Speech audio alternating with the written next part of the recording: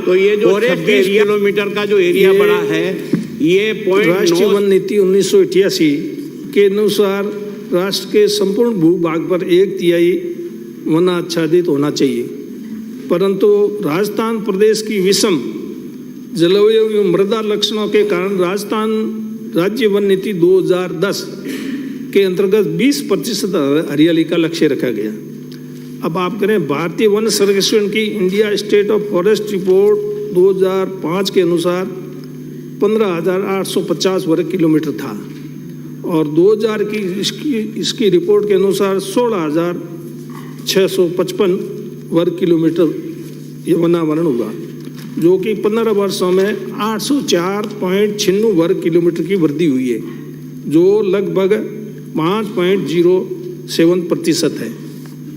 अब वर्ष 2005 के सापेक्ष वर्ष 21 में भारतीय वन संरक्षण की रिपोर्ट अनुसार वनावरण में जिलेवार तुलनात्मक वृद्धि और कमी है, उसके आंकड़े भी मेरे पास है, अगर आप चाहें तो मैं पढ़ सकता हूँ। जिलेवार लंबी सूची है। और दूसरा, राजस्थान राज्य वन नीति 2020 की जो है उसकी भी कॉपी आप चाहें तो दे सकता हूँ। तो ये राजस्थान प्रदेश में 14 जिलों में 19 की तुलना में हरियाली कम हुई है तथा जालोर जिले में 32 और करौली में 26। ये भारतीय वन सर्वेक्षण की India state of forest report 2019-21 में उपलब्ध अनुसूचित वन क्षेत्र रिकॉर्डेड फॉरेस्ट तथा अधिसूचित वन क्षेत्र के बाहर वनावरण के आंकड़ों की तुलना पर है। एक जो फॉरेस्ट एरिया, ये जो सर्वे है उसमें फॉरेस्ट एरिया भी है और नॉन फॉरेस्ट एरिया भी, जिस नॉन फॉरेस्ट एरिया में वन है वो भी उसमें शामिल है। ये जो कमी हुई है ये वन क्षेत्र से बाहर हुई है। वन क्षेत्र जो है रिकॉर्डेड जो फॉरेस्ट है हमारा, उसमें कमी नहीं है, जिसका तुलनात्मक विवरण भी की सूची भी मेरे पास है, जो आप अगर चाहें तो मैं पढ़कर सुन, लंबी सूची है। और जालोर जिले की जहाँ तक बात है तो जालोर जिले का भौगोलिक क्षेत्रफल है वो 10,640 वर्ग किलोमीटर है, जिसमें से वन भूमि 511 वर्ग किलोमीटर।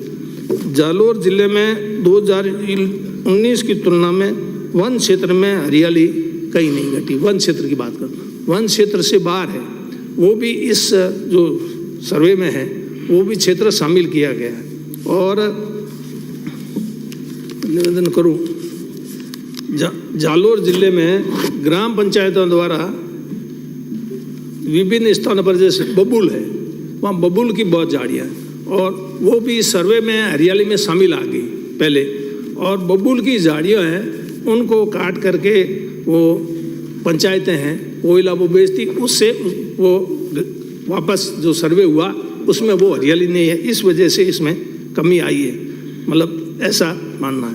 और करौली जिले में स्थित हरियाली कम होने के संबंध में अध्ययन रिपोर्ट नहीं है हमारे पास, पर मौका स्थिति में वन में हरित आच्छादन की स्थिति में कहीं कमी नहीं आई, फॉरेस्ट की बात कर रहा हूँ।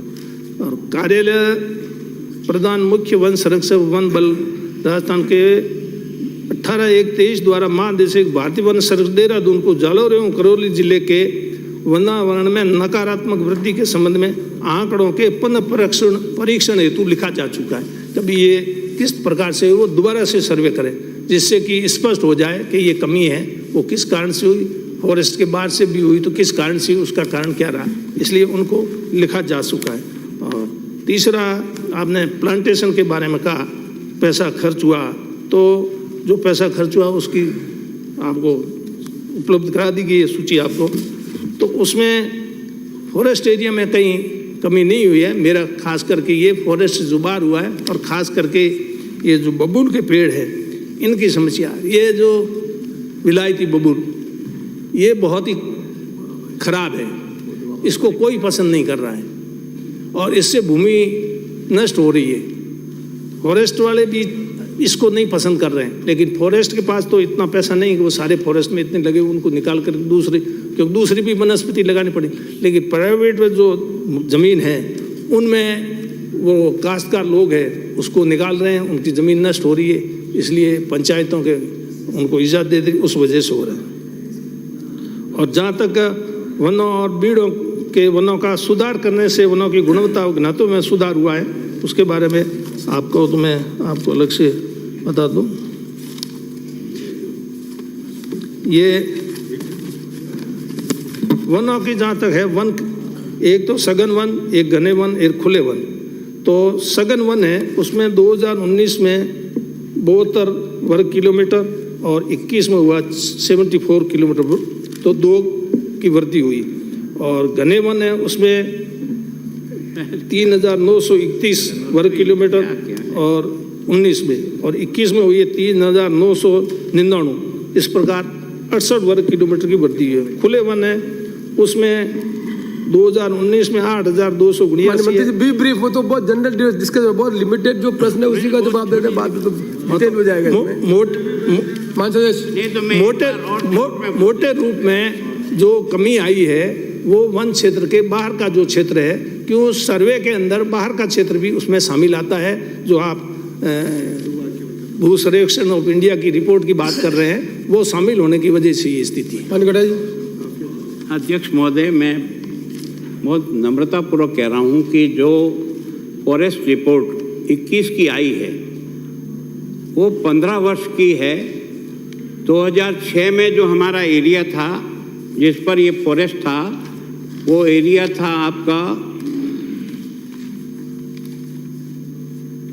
4.86% टोटल जो आपका एरिया था।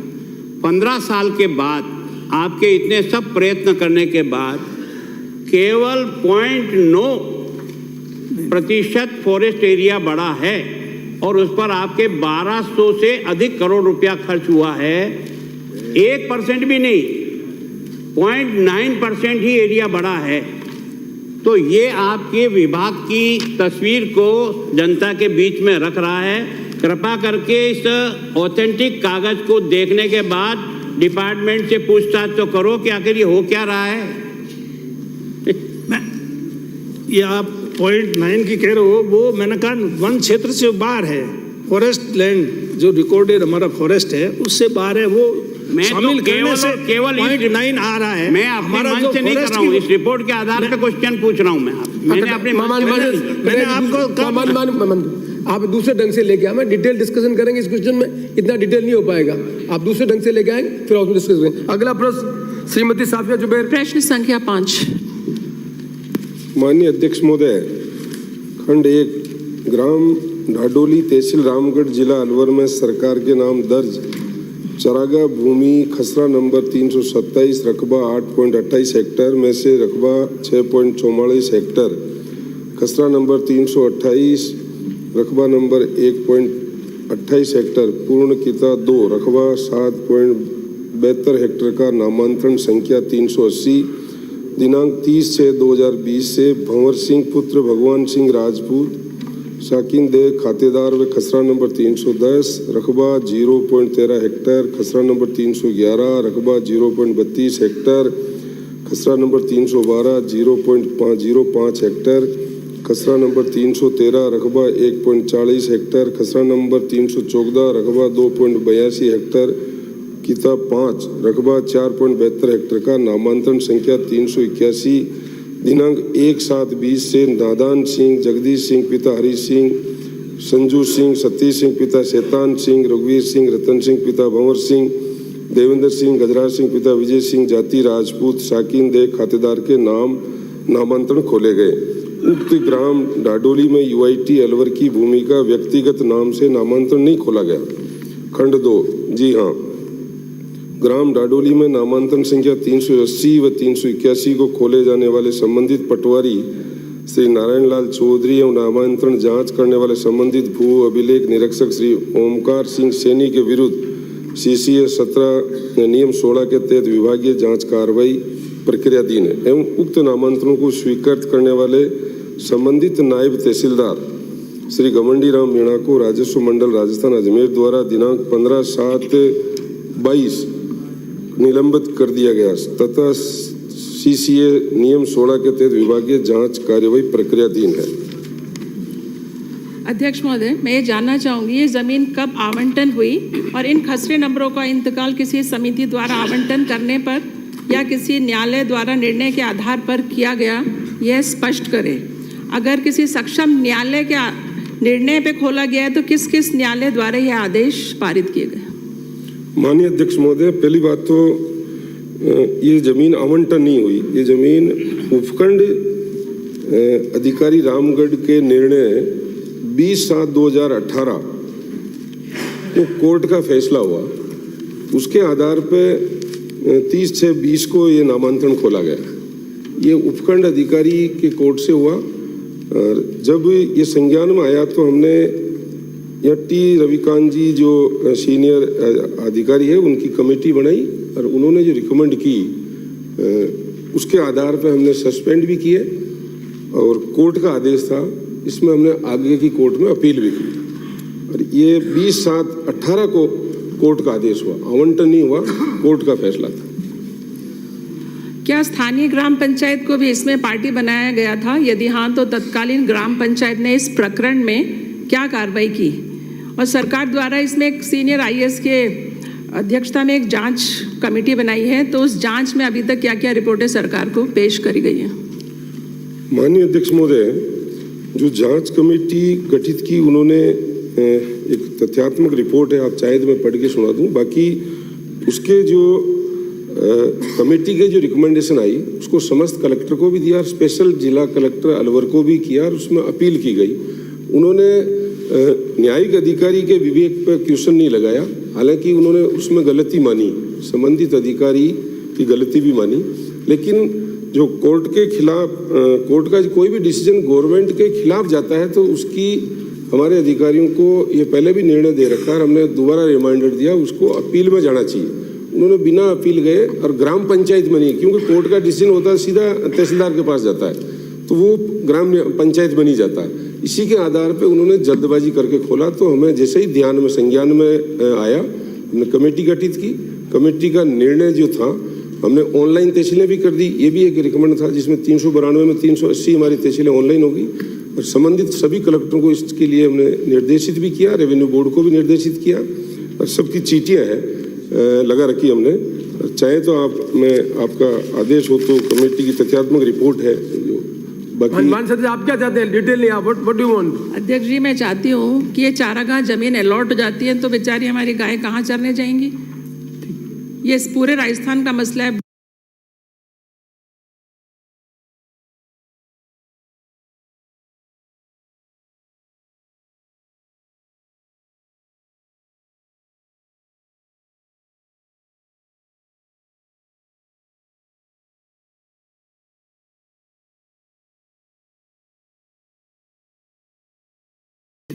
ये पूरे राजस्थान का मसला है।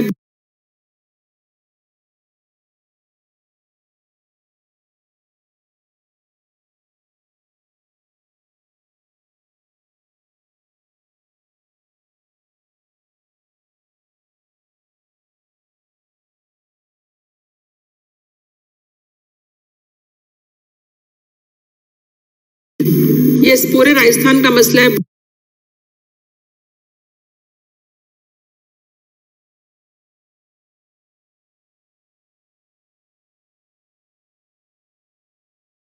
कर दिया, फिर भी चरागाह थी तो गवर्नमेंट की कोई भी लैंड का फैसला अगर गवर्नमेंट के खिलाफ आता है एनी डिपार्टमेंट तो उसके लिए संबंधित अधिकारी को अपील में जाना चाहिए, नो अपील लेनी चाहिए। इन्होंने नहीं किया तो ये गलती की। ये पूरे राजस्थान का मसला है। दोनों नामांतरण निरस्त करने की कार्रवाई भी अपील कर दी और इसकी पूरा जो जजमेंट है उसके खिलाफ भी निर्णय करने का अपील कर दी, उसको निर्णय को रिजेक्ट करने की भी कर दिया। फिर भी चरागाह थी तो गवर्नमेंट की कोई भी लैंड का फैसला अगर गवर्नमेंट के खिलाफ आता है एनी डिपार्टमेंट तो उसके लिए संबंधित अधिकारी को अपील में जाना चाहिए, नो अपील लेनी चाहिए। इन्होंने नहीं किया तो ये पूरे राजस्थान का मसला है। दोनों नामांतरण निरस्त करने की कार्रवाई भी अपील कर दी और इसकी पूरा जो जजमेंट है उसके खिलाफ भी निर्णय करने का अपील कर दी, उसको निर्णय को रिजेक्ट करने की कर दिया। फिर भी चरागाह थी तो गवर्नमेंट की कोई भी लैंड का फैसला अगर गवर्नमेंट के खिलाफ आता है एनी डिपार्टमेंट तो उसके लिए संबंधित अधिकारी को अपील में जाना चाहिए, नो अपील लेनी चाहिए। इन्होंने नहीं किया तो पूरे राजस्थान का मसला है। दोनों नामांतरण निरस्त करने की कार्रवाई भी अपील कर दी और इसके जो जजमेंट है उसके खिलाफ भी निर्णय करने का अपील कर दी, उसको निर्णय को रिजेक्ट करने की कर दिया। फिर भी चाहती तो गवर्नमेंट की कोई भी लैंड का फैसला गवर्नमेंट के खिलाफ आता है एनी डिपार्टमेंट, तो उसके लिए संबंधित अधिकारी को अपील में जाना चाहिए, नो अपील लेनी चाहिए, इग्नोर नहीं किया। दोनों नामांकन निरस्त करने की कार्रवाई भी अपील कर दी। प्रश्न संख्या 7। अध्यक्ष महोदय, खंड 1 विधानसभा क्षेत्र फलोदी में 1 जनवरी 2019 से 31 दिसंबर 2022 तक आगजनी की कुल 82 घटनाएं हुई। 69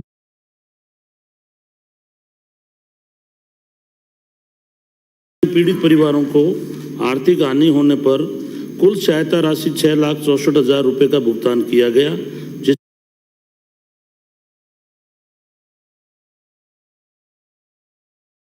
जिसका नामावर विवरण परिशिष्ट ए पर संलग्न है।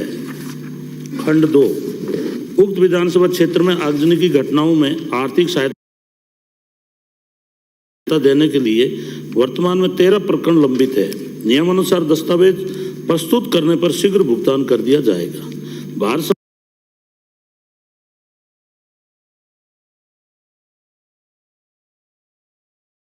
सरकार द्वारा दिनांक 10/10/22 को जारी नॉर्म्स के अनुसार राज्य आपदा मोचन निधि से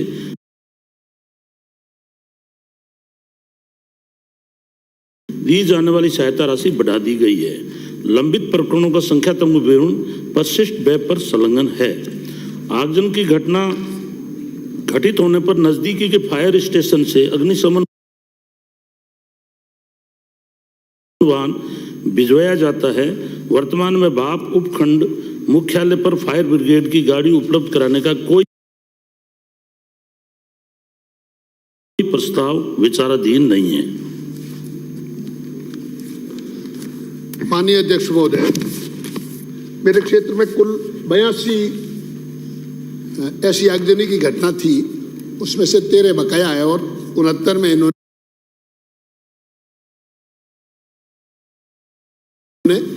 पेमेंट कर दिया। परंतु आप इनके नुकसान का जायजा और उसके बाद में मुआवजा की राशि ये देखेंगे तो पाएंगे कि नुकसान का आकलन हुआ है 89,05,150 और मुआवजा राशि 6,64,000, यानी कि ऊंट के मुंह में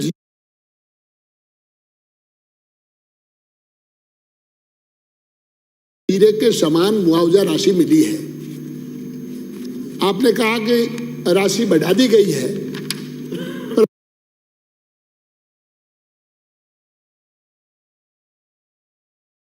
परंतु राशि इतनी पर्याप्त होनी चाहिए तो कम से कम वो परिवार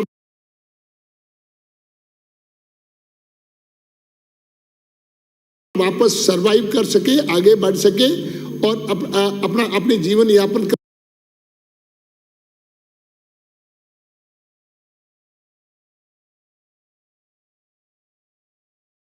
कर सके। अगर मान लो कम है तो राज्य की तरफ से भी कुछ ऐसा किया जाना चाहिए।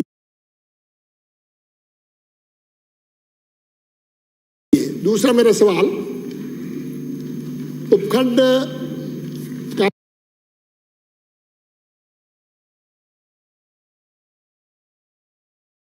कार्यालय बाप जो 35 किलोमीटर फलोदी से दूर पड़ता है और फलोदी के चारों तरफ एक ही अग्निशमन सेवा है। वो लोहावट में भी वो जाती है, आऊ में भी वो जाती है, देचू में भी वो जाती है, परंतु बाप क्षेत्र इतना दूर दूर तक फैला हुआ है, यानी कि मोडिया नोखड़ा जो 100 किलोमीटर दूर है बाप से, और आपके रोहिणा मुंगड़ी वो 100 किलोमीटर दूर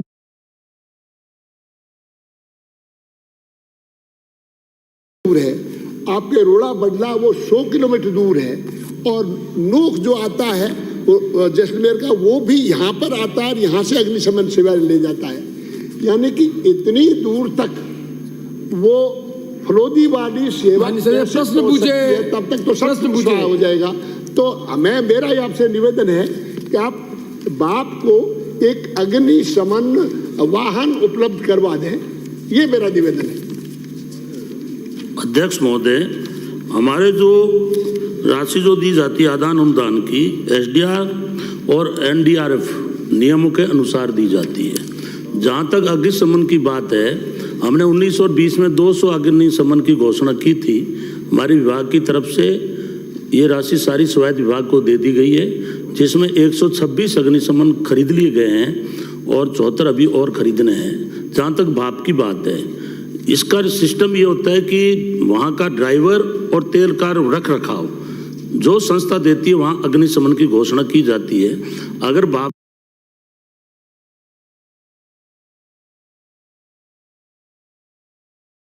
में ऐसी प्रॉब्लम है, अगर इस तरह की ये सुविधा देंगे तो आने वाले समय में वो भी व्यवस्था हम लोग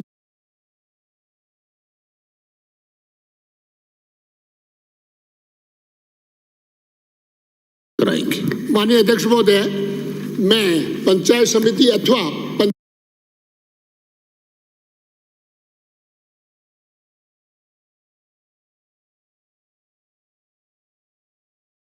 पंचायत से ये आपको लिखवा के दे दूंगा। हो गई बात, आप उपलब्ध करवा दीजिए। आपने कोई कर देंगे। अगला प्रश्न आप करेंगे तो हम लोग बिल्कुल सहयोग करेंगे उसमें। अमृतलाल मीणा। अच्छा, एक मिनट कटे।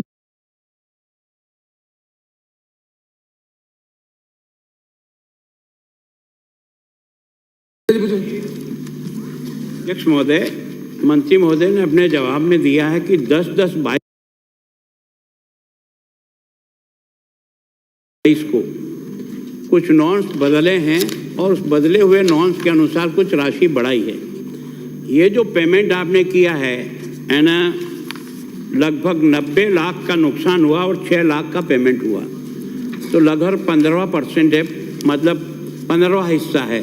तो क्या ये पेमेंट 10-10-22 का बढ़ा हुआ पेमेंट किया गया है या पुराने पेमेंट पे किया है?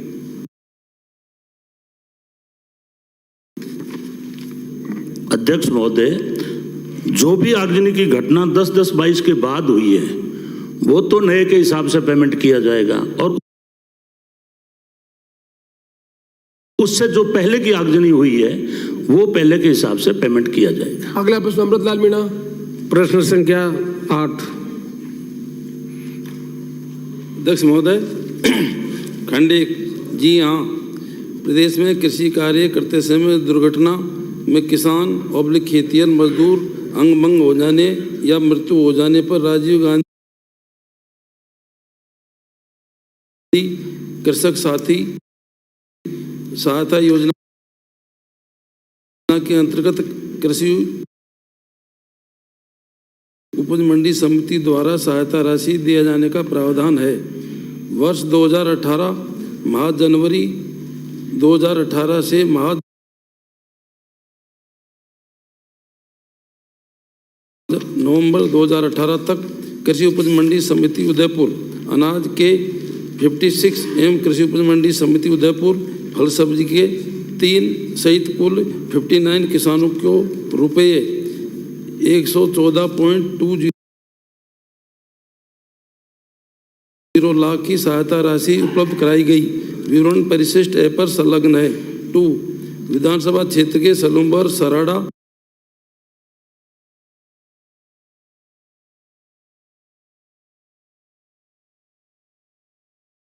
सेमारी जयसंबंध व झल्लारा तहसीलों में वर्ष 2018 माह जनवरी 2018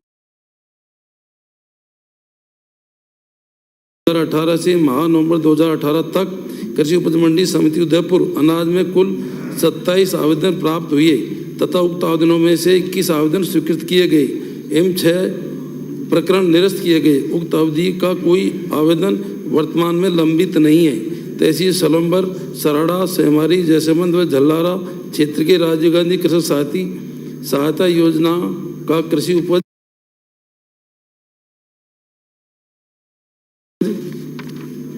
मंडी समिति उदयपुर फल सब्जी में कोई आवेदन प्राप्त नहीं हुआ। वह विवरण परिशिष्ट वेब पर संलग्न है। 3 योजना का पर्याप्त प्रचार प्रसार हेतु राज्य के मंडी प्रांगणों में योजना के होर्डिंग लगाए जाते हैं। कृषि विभाग के मेले, प्रदर्शनियों,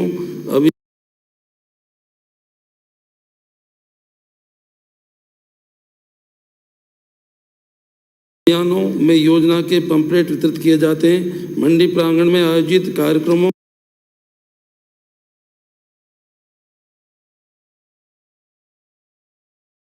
तथा इनाम बैठकों में योजना का प्रचार प्रसार किया जाता है। योजना का सरलीकरण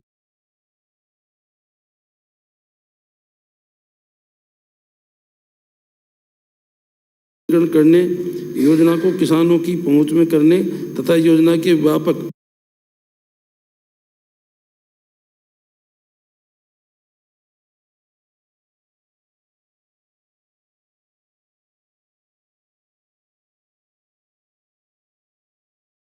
व पारदर्शी बनाने हेतु राज्य किसान पोर्टल पर योजना की संपूर्ण प्रक्रिया आवेदन से सहायता राशि के भुगतान तक को ऑनलाइन कर दिया गया है।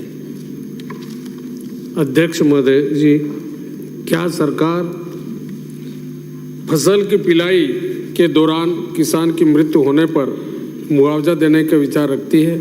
यदि हाँ तो कब तक, नहीं तो क्यों?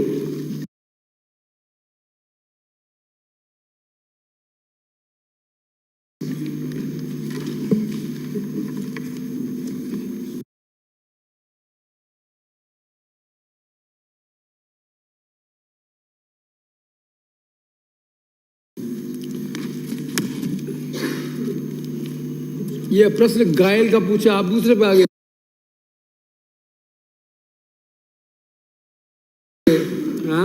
माननीय सदस्य, अगला प्रश्न श्रीमती चंद्रकांता।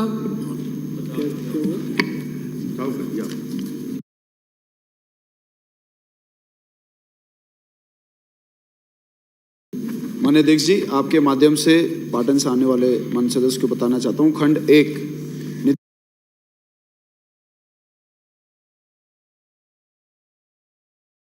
निदेशक प्रशिक्षण एवं निदेशक आरसीवीटी के पद 1/9/2020 एवं दिनांक 28/9/2020 से रिक्त हैं। जी हाँ, विभाग द्वारा इन पदों को विभागीय पदोन्नति से भरे जाने का विचार रखता है। इस हेतु निदेशक प्रशिक्षण एवं निदेशक आरसीवीटी के पद वर्ष 2020-2021 की डीपीसी के प्रस्ताव प्रशासनिक विभाग पत्र के द्वारा राजस्थान लोक सेवा आयोग अजमेर को भिजवाए जा चुके हैं। पत्र दिनांक 17 जनवरी को राजस्थान लोक सेवा आयोग अजमेर को पुनः भेजा जा चुका है।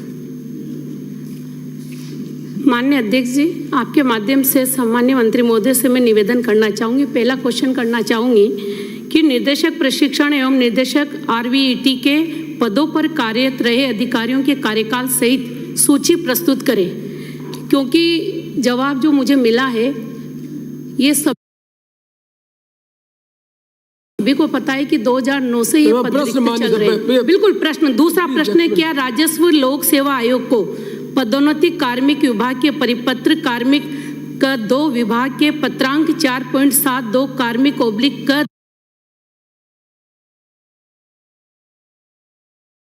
2/19 जयपुर दिनांक 24/2/20 के अनुसार प्रपत्र में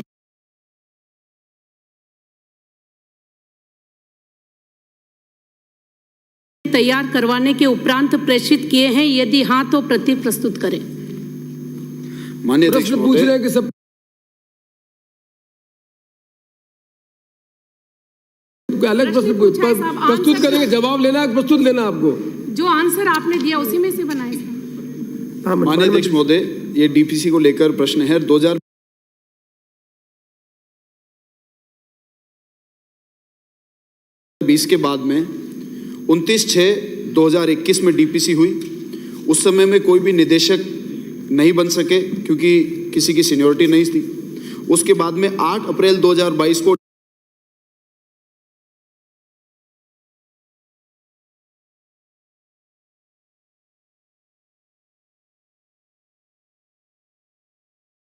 डीपीसी के लिए आरपीएससी को वापस लिखा गया और 28/9/2022 का आरपीएससी से आदेश हुआ।